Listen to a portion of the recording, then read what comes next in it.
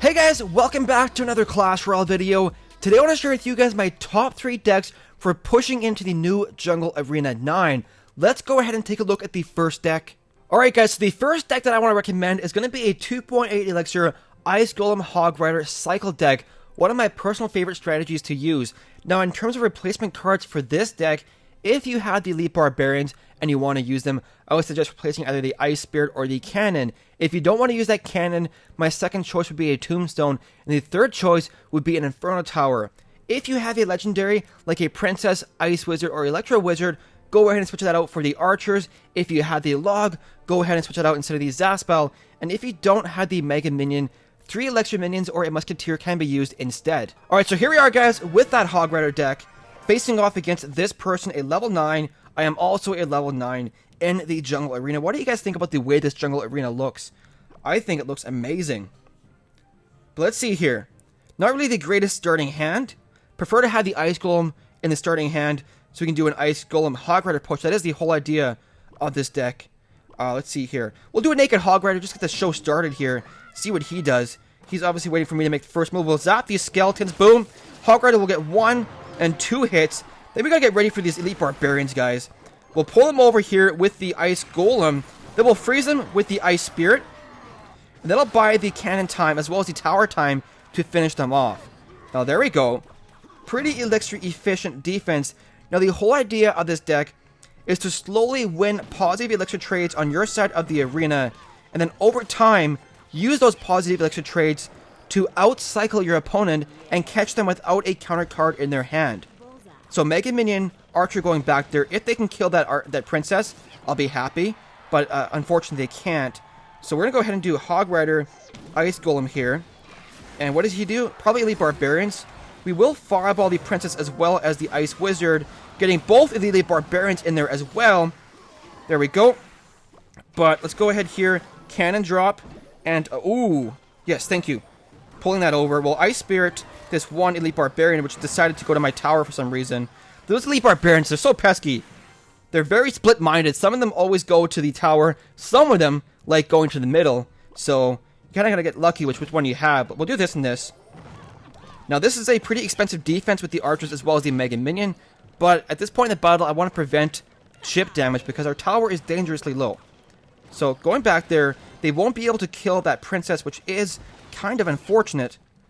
But we're going to chill out here. We're going to Ice Golem right here.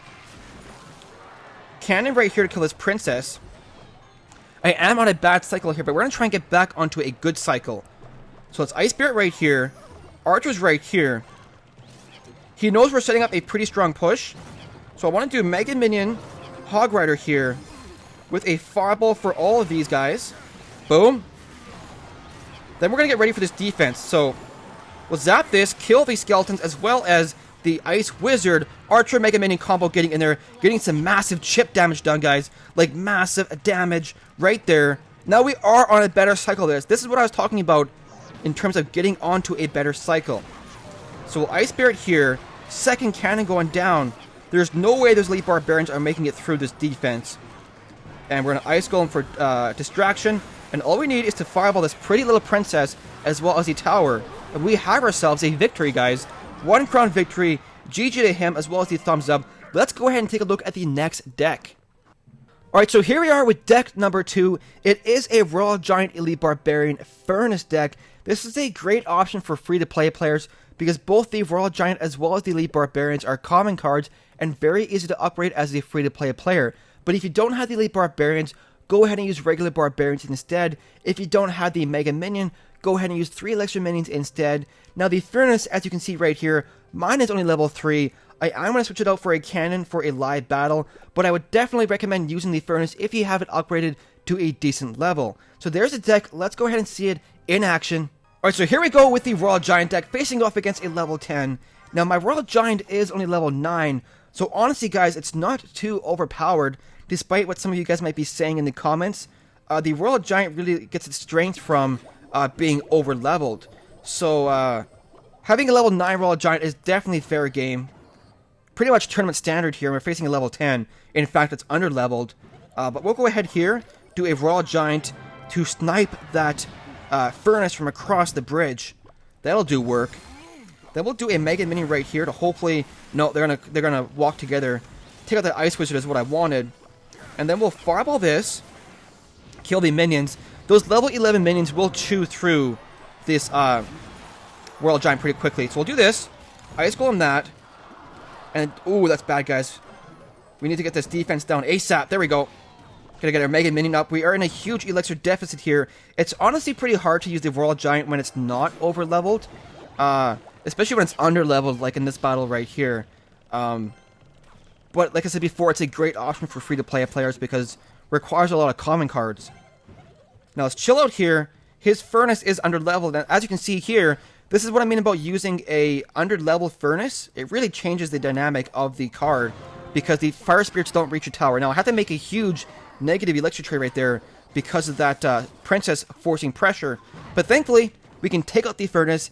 We're going to sit back here. I know I went into a huge elixir hole earlier on with that opening exchange, so I want to climb out of that hole. I was going to say dig out of that hole, but somebody commented on that when I said that previously, saying you don't dig yourself out of a hole. So we'll do this. This should hopefully be a positive elixir exchange, which will come in clutch for us, guys. Look at that. Taking out the Elite Barbarians under a raged spell and waiting for a good opportunity to go back in with that Royal Giant. Now, he's got the furnace, so what I want to do is Royal Giant once these fire spirits go in and die to the tower. Don't want to take any needless damage to my tower. Then we'll Ice Golem here to hopefully... Never mind. I was hoping the Ice Golem would take out those minions with the help of the Zap spell, but we'll do this. Elite Barbarian's going down. Ice Spirit.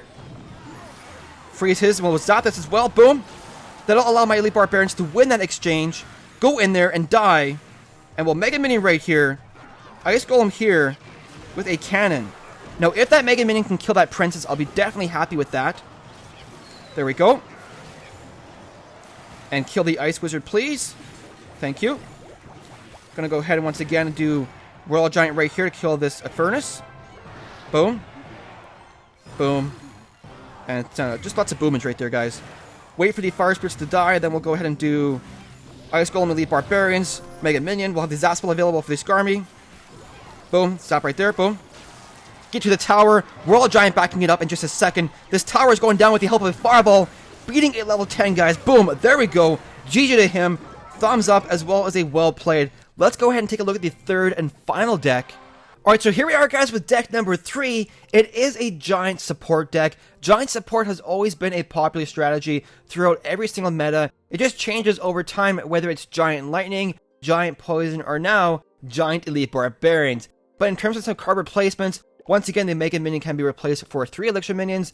The Musketeer can be replaced for Archers, but I wouldn't recommend using both the 3 Elixir Minions and the Archers in the same deck because that's too much Fireball value for your opponent. The Skarmy is essential right now to counter enemy Hogriders as well as enemy Elite Barbarians because the Elite Barbarians are so popular, and these Elite Barbarians can be replaced for regular Barbarians or even a defense like a Cannon or a Tombstone or even an Elixir Pump if you want to go that route. But there's a deck. Let's go ahead and see it in action. Alright, so here we are, guys, with that Giant deck facing off against a level 10 here. Wow. Now, you probably noticed very similar cards across all 3 decks, and that's for 2 reasons, guys. The first reason, this is a free-to-play account, so I have limited access to upgraded cards. The second reason, all the cards in all 3 of these decks are very popular in the current meta.